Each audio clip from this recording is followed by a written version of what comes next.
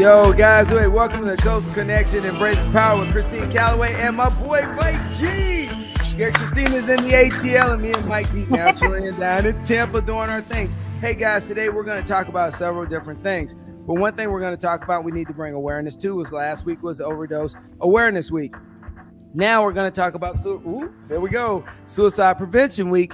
And so we're going to month, and we're just going to talk about the different things. And Christine is one of those kind of people that are out there, reaching out there, trying to make a difference, trying to help people and help them with their coaching and their mental health just to become a better version of themselves. Christina, welcome to the show.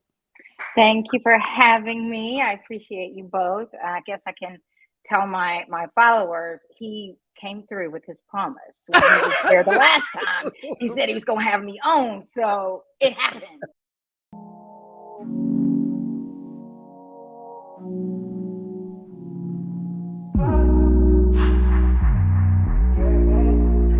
See, the conversation we just had earlier, you have to throw a little shade. That's what I'm talking about. You know, we're going to keep it real today. Yes, always. Hey, so Christina, you were a gymnast and then you were a cheerleader and now, you know, I have to kind of bark about this because I'm a Georgia Southern graduate at the University I'm not going to hold it against you. of Georgia, the other Georgias, not Georgia the State. Georgia. You know, they say the Ohio State. We say the Georgia. Absolutely. So let me ask you a question. What was that journey like going from being a gymnast to a cheerleader at one of the top Division I schools? Because the chances of being a cheerleader at a Division I school is kind of hard. Well, it really is. And the journey to get there was pretty hilarious on my side, I thought, anyway. Having been a competitive gymnast all the way through from age 6 all the way through high school, I was even practicing with the Georgia gymnastics team as a freshman. So in my mind, I was going to be a walk-on because they needed a vault specialist, and vault was my strongest event. So I had kept my skills up, and I thought, you know, one of my friends that went to high school with me, she said, "Will you try out for cheerleading with me?" And I thought, sure, why not? You know, it's so political. I don't know anyone. I probably won't make it, and it's no big deal. I will still be able to do gymnastics. That was my thought going in. And at the very first tryout, because during that time, we would have to go through 3 tryouts. And at the very first tryout, Suzanne Yocklin, the gymnastics head coach at that time, was one of the judges. I said, "Oh, I'm definitely getting cut for this one because she wants me on the team." Well, I went through that cut. And what was so odd was I didn't know that cheerleading got the following that it did. And especially at Georgia, I didn't know that it was a big deal. I later found out that that wasn't the case. But the hall that we did the tryouts in, it had like an upstairs. So it's kind of like a rotunda. So you could stand upstairs and look down on the floor. So when I walked, some of my friends came in and said, "Oh my God, Tina, there are so many people out there to see you." And I was like, "How do you know they're here to see me?" I was like, "We all trying out." They're like, "No, it's like the entire football team. They are out here to see you." And I thought, that is so bizarre. Well, here's the thing. The reason why I didn't try for cheerleading in high school, I was uber shy. The idea of you watching. Yes, I know. What? Mike. They do not believe it. And I promise you, I was like, there is no way that I'm going to get out there and fall on my face or do something ridiculous. So I never did. But I rationalized when I got to Georgia, I could try out. 80,000 people, 160,000 eyes. They're not all looking at me. It's going to be fine. They're here to watch the football, which, side note, that was my reason for trying out. I was like, "You mean I can go to the away games and get in the games free and be on the field?" What? Definitely. This is a no-brainer here. I'm definitely trying out. So I made it through the cuts and got to the third cut, the final cut, which they do at the G-Day game, the spring game, the inter squad. And usually at halftime, they announce the cheerleaders so that they can cheer the second half. Well, they announced the JV squad and my name wasn't called. And I looked at my friend. I was like, "You know what? This is kind of embarrassing. Let us just go ahead and leave because, you know, it's okay. If they don't see us and they won't realize that we tried out." Well, right before the end of the fourth quarter, they started calling out the varsity team. They did the guys first, and the first girl name they called was me. And I just kind of froze. And she was like, "Girl, they just called your name." I was like, "Wait, what?" So I went down there. My mom was there too, making a big whole scene. It was that's what they do. That's what they do. I I'm in college. Come on, I'm about to be a sophomore in college. I'm going to need you not to do that, Mom. But anyway, so that was my journey to get there, and it was really powerful. What I later did find out was because at each tryout, more and more football players heard about me, and they were like, "You got to go see this Black girl. Like, she is amazing. She is a great tumbler." And you got to remember, so a lot of people don't realize it was like the 1980s. So they don't realize yeah, that that's the one part of the story that's real important, because now everybody looks and they go, oh, okay. But no, guys, this is the 80s. So no, it's it's historical because right, it was historical. 85. It was actually the year was 85. And at that time, Georgia had only, in its history of having a cheerleading program, had only had 4 cheerleaders, period, that were Black. Wow. Yes, so it was historical. But what I later did find out was that the football players just appreciated the fact that they had representation. That was a big, big thing for them, that they, had that representation on the sideline.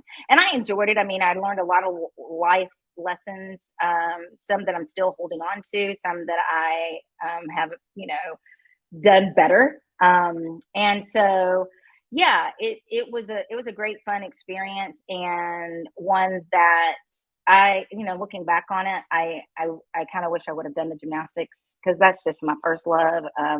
And for me, cheerleading wasn't super hard. It was just a way for me to get But to you the were a games. trailblazer. I mean, Yeah, when you think about it, it may seem trivial to a lot of people, right. but it's the small wins that open doors for me, so many others. And I even, like, when I made general, I didn't realize the pressure and everything that came with it until someone that had never seen someone like me in that position. And they said, Mm-hmm. I want to thank you, because you're the first person I met in that position. So, Mm-hmm. when you become like a role model, it propelled Yeah. you into a whole different perspective of life, because people started looking at you in a different light. Maybe the football players were looking at you and saying, yeah, we got representation, but Mm-hmm. you probably made a lot of people on campus that you never knew are proud the fact that you were Yes. down on that field. It was, and I tell you, the other thing that it did too was it helped my teammates to understand what it was like to be Black during that time. I was the youngest one on the squad, and so whenever we would travel, the other ones were of age where they could go out, but I had to stay back with the advisor. I started college when I was 17, and so but I do remember a couple of places that we went, and I got spit on as we were driving to the stadium, and we would get into the sea of people. At one place, they were rocking the van that we were in. These were the fans. They were rocking, and so I heard the N word often. My partner, my cheer partner got a lot of issues from his fraternity brothers because he was assigned the Black cheerleader. And so for them to come to my defense and protect me during that time was greatly appreciated. And to your point of being a trailblazer, when I look back on my life right now, it's something that has followed my entire family.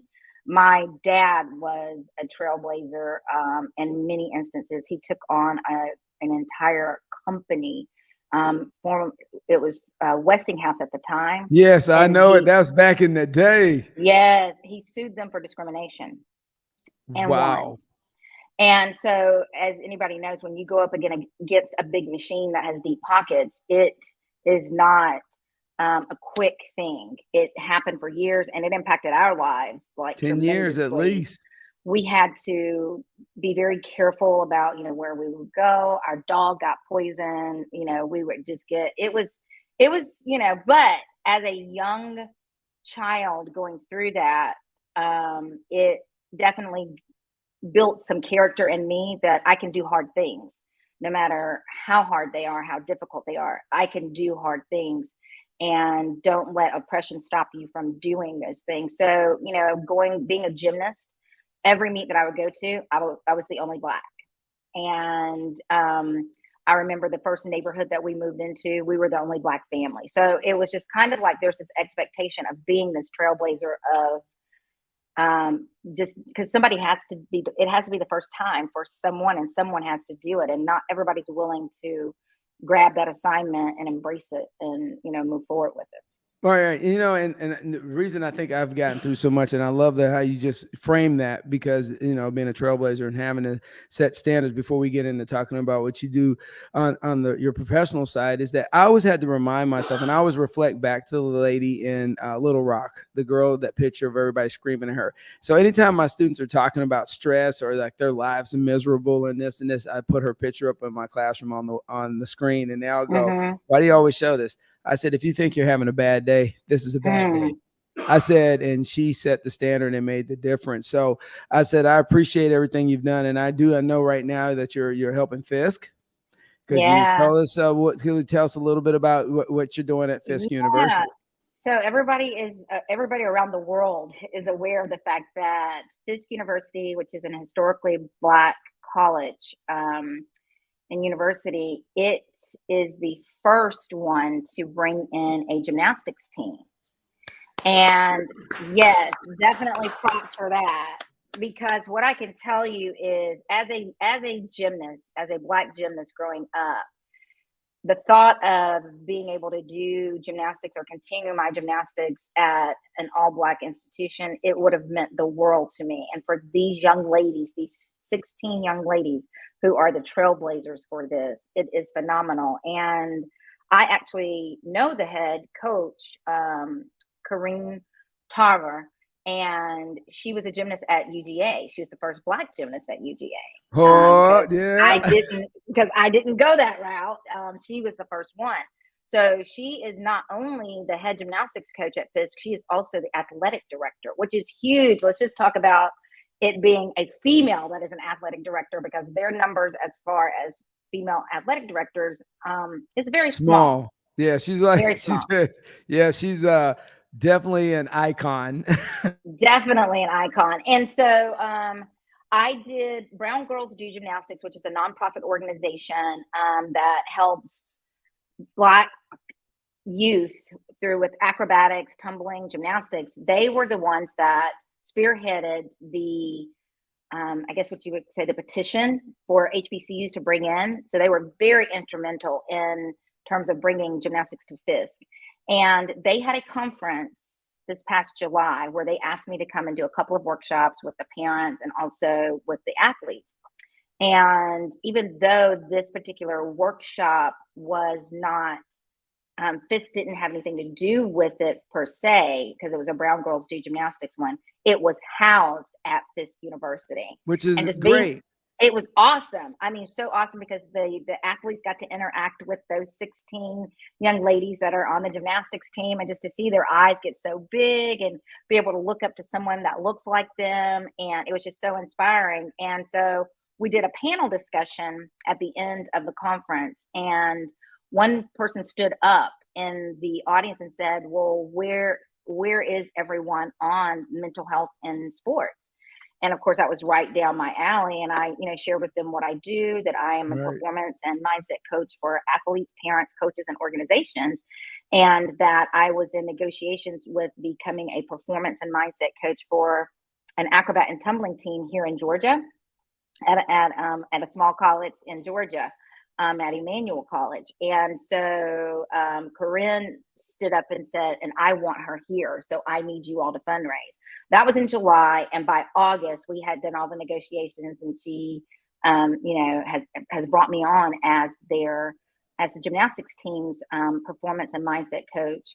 And then starting at the beginning of next year, the opportunity to work with this volleyball team and the women's basketball team. So it's pretty exciting, because those young ladies have a lot of pressure on them, not just doing gymnastics as if that wasn't enough, but their eyes are on them and their success, and just helping them to facilitate the conversation that would help them to be able to perform under that kind of pressure, because that is a lot of pressure. Yeah. So let me ask you this real quick. So you've already watched several sports athletes, top athletes, catch living hell because they have said, hey, I need to step away. And we know what kind of irritated me is because some of them are people of color. And because they got to such the pinnacle of their careers already at a young age, the amount of negativity given to some of these Black females that literally said, look, I need a mental health day. You know, even Serena kind of stepped back a little bit and said, hey, I need to just take a moment. I just had a chat. I need to take a moment. And, you know, and she's 40 years old now. You know, the rhetoric that we've watched some of these tennis players and some of these other female athletes, when they want to just step away from the game, and the ridicule to get, is it just that our society needs to wake the hell up and figure out that, you know what, hey, you know, everybody's human, and there are some parameters that at some point people actually get burned out, or people have to take a moment, because in the military, post-traumatic stress, it happens all the time. And, you know, big boys don't cry. And the issue we have is then we amplify it to suicide. So I really respect anybody that needs to take a break mentally and step away. So, you know, what's your thoughts on just seeing the stress that's put on women today, corporate? And I'll say this, even going into corporate America, be careful what you wish for, because when you get it, you don't see the second, third order effects of everything that comes with it. Absolutely. That's so true. I actually was listening to someone today talk about an experience that they had where they heard someone else say, a lot of times we'll ask God for a promotion or a blessing and that sort of thing, and our dream doesn't seem like it's coming alive. Like, and it was Sherry Shepherd. She was being interviewed, and she said that her pastor said, God is not going to elevate you or allow that dream to happen until you are in a position where you can manage it. And so sometimes we think our dreams are being delayed, or maybe we're on the wrong track because it's not happening like we want it to. But in actuality, we have to grow into the dream. We have to grow into the character of the dream. We have to grow into the expectations of the dream. To your point of female athletes, Black female athletes, Black female execs, because I have worked with high performing execs as well. And why that is that it's not allowed for them. This is a whole nother show that we could do, but it stems back to that that time and period where Black women were used for everyone, and if they had anything left over, which they usually did not, they would give that to their families, but they themselves were not even on the radar. Like some people say, oh, they were last. It would have been a gift to be last. They weren't even on the radar for themselves. But the expectation is they need to be everything to everyone and do it 100 times greater than that. I was so proud of Simone back in the Tokyo Olympics when she was going through the twisties, and she just said, enough. I'm not doing it. Right. I don't care if my entire country has this expectation of me. I can die. I don't know where I am in the middle of the air. And while it doesn't, to the untrained eye, it didn't look like she didn't know where she was. But immediately when she did that last vault before she came down and said no more, I said, oh my God, she has no idea where she is in the air. And being a gymnast, I felt that feeling. You don't know. The only thing that I can maybe equate it to is someone in a simulator for flying, and they don't have their controls. They don't know the ground from the cloud. It's called losing the horizon. And once you lose the horizon, you don't know if you're up or down. Or down. You have no idea. Your kinesthetics go wacko jacko. I mean, they are just all over the place. And that's what the twisties is like. It's like I'm in the air, but is the ground above me or below me? Like I have no idea. And when you're performing skills that are named after you, that means that no one else in the world can do them but you. Yeah, you do get to call a time, not just even a timeout, but I'm not doing this. I don't care. You can't talk me out of it. I've got so much. And what they didn't even, no one wanted to take into consideration. She had just come through, or she was in the process of going through, dealing with all the trauma from the Larry Nassar, from the sexual abuse that had taken place in her life. Right, because they had been in the trials. They've been in the trials for almost 2 years. Absolutely. And having to relive that. And people, you know, everybody just kind of, oh, it doesn't matter. No, it does matter. You know, it matters. It's traumatic for what those women went through. And it's sad that it went on so long. It did. And we as humans have this knack where we hit the override button. It's like our body sends us a signal, no more, you need a break, you need to stop. Mentally, I can't do it. And we're like, you don't know what you're talking about. I'm gonna rep out one more set. And it's like you rep out that one more set and you rip something and you're like, the body is like, see, I told you, you're not listening to me. And just there Right. comes a point in time in the mind where the mind is the strongest organ in our body, and it says, I'm not going to let you hit this override button anymore.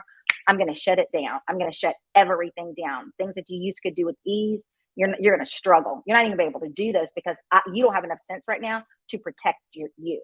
And so when it gets that deep in mental health, because I can tell you from my own personal experience, having attempted suicide, that when you got to the point where you are ready to carry it out, there have been so much going on and you've dealt with so much for so long. You are exhausted. You don't see another way out. You're definitely not thinking clearly. You're not choosing death by suicide because you want to hurt others. The worst thing that someone can say about an individual who has chosen death by suicide and actually carries it out is the fact that they were selfish. Let me tell you, as a person who contemplated it, prepared to do it, I thought that I would be relieving the burden from those who loved me, because they were constantly trying to keep me lifted, trying to, keep me spun out of that Right. dark space. And so if your audience can grab anything about this, with this being National Suicide Prevention Month, take that, and also let's change the language from an individual committed suicide, because that comes with a negative stigmatism. That back when the word suicide first came out, it was a crime. And we have had a very difficult time letting that go. It is not a crime. It is, so you choose the words death by suicide because it is the choice that they ultimately ended up feeling that was all that was available to them. Right, and you make a great point, because I have family members commit suicide. I have family members, even after being in the military and being around so many people going through so many dark times, and people don't realize that even if you're in depression, that dark cloud of like, man, there's no way out of all this. And it's so weird as now I look at my life now, because I've been in dark places. Trust me, after 30 years in the military, Oh, definitely. you've seen some bad stuff. Definitely. Once I came out of it, and it's weird now that I step back, I look at everything I have now. But I will tell people all the time when they see me being happy and everything, I said, you don't realize the struggle of where I've been, and Yeah. to where I've gotten to. And so Yeah. I appreciate you sharing that, because I think people just take everyone for granted. Mm-hmm. And because you're happy, because I think once I got out of my dark place, I was happy for the fact that I was able to get out of it, but I appreciated everything around me a lot more. Absolutely. Definitely appreciating it more. And for me, what I did was I took it and said, now how can I help others? Because I don't want to live my life from just a inward perspective. I made it, good luck, I'll make it on your own. There were lots of integral people that were involved and that helped me during that time. Awesome. And without them, I would not have been able to do it. And so, like we were talking earlier about some of the high profile women who have chosen death by suicide, and the pressure to perform, the pressure to meet expectations that some people may feel are unrealistic. But I want people to stop and think, what those same expectations are those same expectations put on our counterparts. Right. And in many instances, it is not. And we have to make sure that we are doing the things. Don't wait and get permission to take your mental health days, and however long that takes.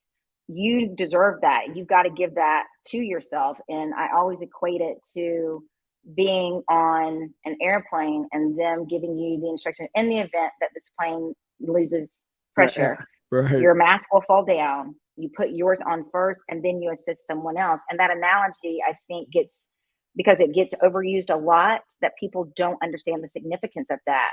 when you're in high altitudes, it's very difficult to breathe. And when it's decreasing at a rapid rate, it literally squeezes your lungs to where you can't. And with everything else that's going on with your adrenaline flowing, because you don't know what's going to happen when the plane or if the plane, crashes.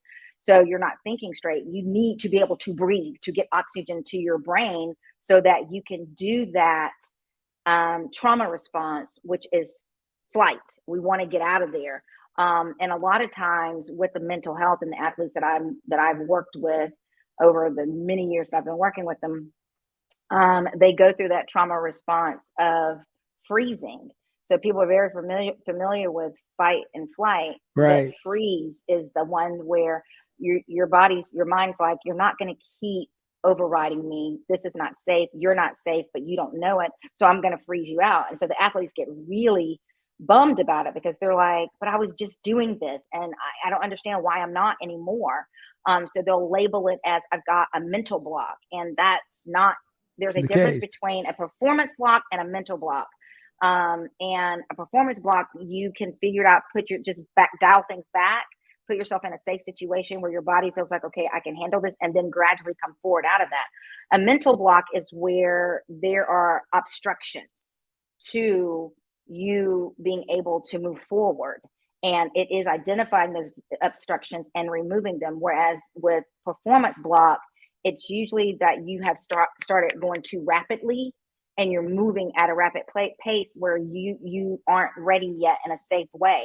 And then there's a fourth trauma response called fawning.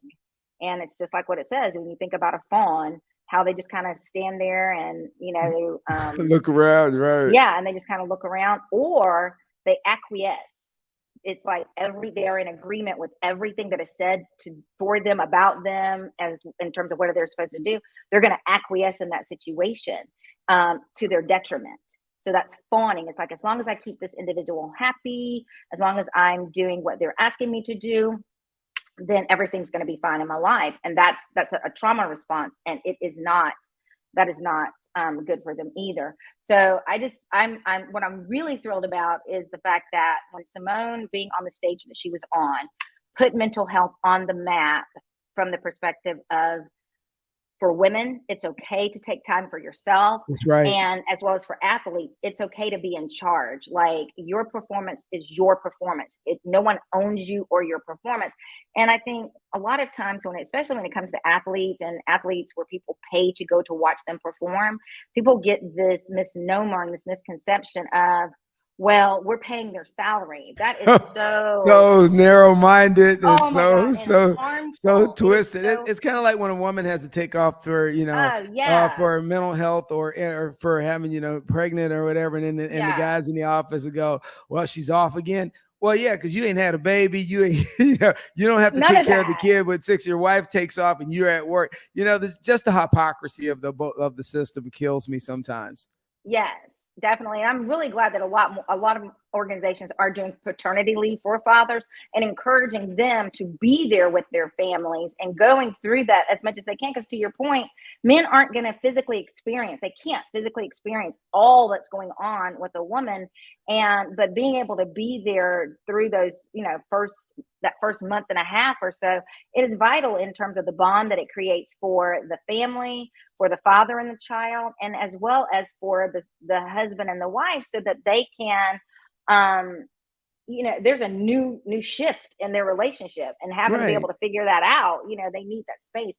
So I'm just glad that mental health is taking the aspect that it's taking. People are recognizing it's not that taboo word anymore. Like, oh my gosh, you've got a therapist or you've got a mental coach. It's getting to the point where it's like, oh, you don't? Well, Mike's my therapist. And he has to keep me straight. So as we get ready to wind down, hey, Christina, when people want to find out where you're at, Mike, throw our website up. Christina, if somebody wants to reach out to you and they hear this and they're like, oh my God, I want to hire her. I want her to come in and speak at our event.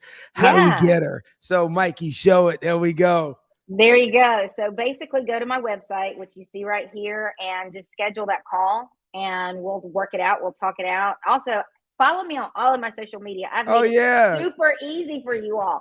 It's Christina Mindset Coach on everything, On whether it be everything. LinkedIn, whether it be Instagram, Facebook. I'm even on TikTok. It's not that great, but I'll get better. I've got an intern that's helping me with Hey, it. Mike, I'm even I don't have her TikTok, where we got to get the TikTok.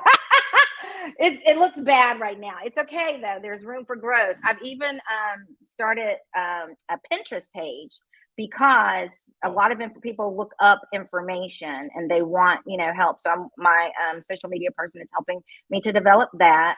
And it just takes time. To your point, I'm also still working a full-time job as I grow my business too. So I'm not on the floor coaching gymnastics anymore, but I am directing an entire program. So for the county. So yeah. Hey, nothing's for free in this world. And they always say, if you were going to shape the world, you got to work the world. So if you had to leave any advice to anyone out there and leave your imprint in history or your fingerprints in the sand, what would you give advice to some young female athletes out there going forward? Oh, that's a really good question. I think whether you're an athlete, non-athlete, your life is only as good as your mindset. You got to take care of it so that you can have a good life. I love it. All right. Hey, Christina, always Miss Callaway. I appreciate you coming. Good I appreciate it. Yeah, and you shape the world and you make a difference always. Mike, go ahead, man. It was a great show, great information. You on point, and it's a lot of. We got to do a part 2 maybe later on. I would love to come back and do a part 2. Talk about the podcast life that you're doing. You've been. I remember when you started, and now you grinding. I look back on it now, Mike, and I laugh. I'm like, oh my gosh, look at how bad that was. You got to start somewhere. I remember. You do.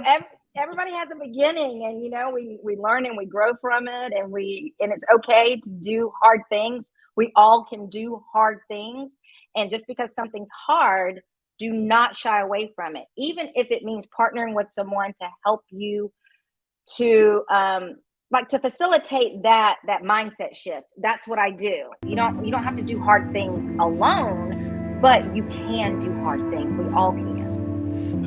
Teamwork makes the dream work. People. Absolutely. All right, and as we always say, Christina, much love to you. Blessed Labor Day weekend, and have a good time. And don't want to see you on CNN. As me and Mike always say, keep it rolling. Thank you so much.